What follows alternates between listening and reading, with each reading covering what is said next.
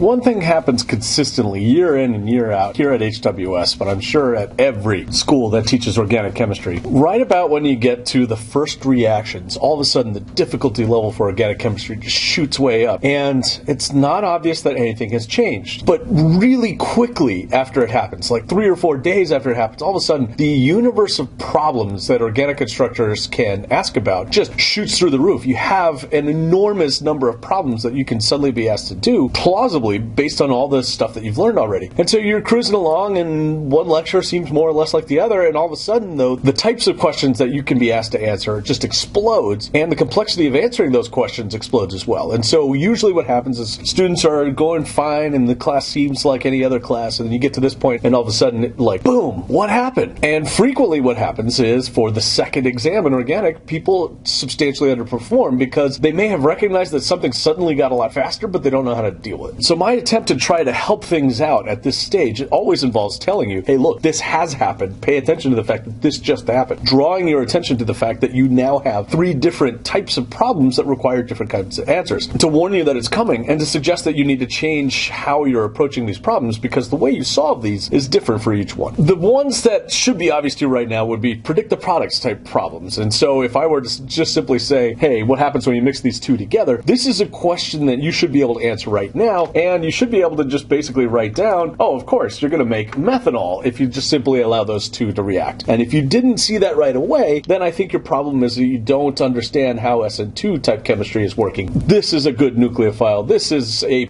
methyl with a good leaving group. This is absolutely going to be the thing that happens. This is a relatively straightforward thing, and if you have trouble with this, then your problem is you need to understand the chemistry that we've done so far. But this is sort of the basic toolbox level thing that you need to be able to do in order to approach much more challenging problems. Depending on your instructor, you may have already done a fair amount of mechanism type problems, but if not, then all of a sudden this is going to be a new sort of thing where, hey, you have this same sort of predict the products looking arrow, but that's not what they want you to do. Rather than saying, hey, what is the outcome here? It says draw a good mechanism for. And what does that mean? Well, it means you actually want to go ahead and show this arrow happening, which then leads to some charged intermediate with a minus floating around nearby, and then the methanol, which happens to be nearby, comes in and adds, which then leads to a different charged intermediate, which is then going to become deprotonated by another, etc., etc. And so coming up with the answer is fine, but in many ways the answer itself is not the point. What is the point is how you get there. And so details like what happens in what sequence, and can you draw these electron flow arrows well, and so on, all of that matters a lot. Can you draw the right equilibrium arrows? Can you proceed through all of these various steps? Can you figure out which base is going to do the deprotonation? All of those details matter. Drawing out a good mechanism is, again, a new type of problem. And then comes the new, absolutely, you've never done anything like this problem that suddenly shows up and that you suddenly have the capacity to do, although until I ask you these questions, you may not realize. And then that is basically stitching together a sequence of predict the products once, but asking it from you backwards. So in other words, I can simply say, make this from anything that has 4 carbons or less with alcohols. In other words, I'm really flipping this question and saying, okay, what do you put together in order to make that? And by the way, you can do any combination of products as well. So there could be a reactant and a product given, and I leave off one of the starting materials and you need to fill that in and so on. Basically, these are toolkits for our end goal, which is to make stuff. And so the question is, how do you make this? And then you're going to see a new kind of arrow, a retrosynthetic arrow, which basically says this came from something else. And so that's a whole new category of problems that you're going to need to work on. So big picture, these are straightforward and you already know how to do them. It's basically what happens when you mix these two things together, or if I give you one of the things and the thing you're making, what was the other thing I needed to mix in? That's relatively straightforward. Mechanism problems, though, you need to show the electron flow arrows. And in some ways, getting good at these allows you to understand why these work the way they do. And so that organizes the way of thinking. I have taught primarily through the lens of mechanism because if you understand mechanism, then you can do these. But this is the separate skill. This is the skill that requires you to not only have the tools in your toolbox, but begin to put them together in new and unfamiliar ways. And that's hard, legitimately hard. So you need to have your toolbox be sound in order to even attack synthesis problems. But once your toolbox is good, then this is going to be the king challenge, the main way in which we go ahead and test you. Now, I do have a bit of an extended analogy here for the difference between mechanism problems problems and synthesis problems. And since they're the new type of problem, I do want to walk through it. But the idea is, for mechanism problems, you are giving directions to someone who is walking somewhere. Say you've got a buddy who's visiting from out of town and you want to tell them how to go downtown to get to Char, but they're going to walk. And so we're going to start in, say, Lansing. So how would you tell them to go? Well, I would say, well, walk out of Lansing toward the bookstore and then head toward the lake, so up the hill until you get to Main Street, and then turn left on Main Street, and you keep going down Main Street until you get to,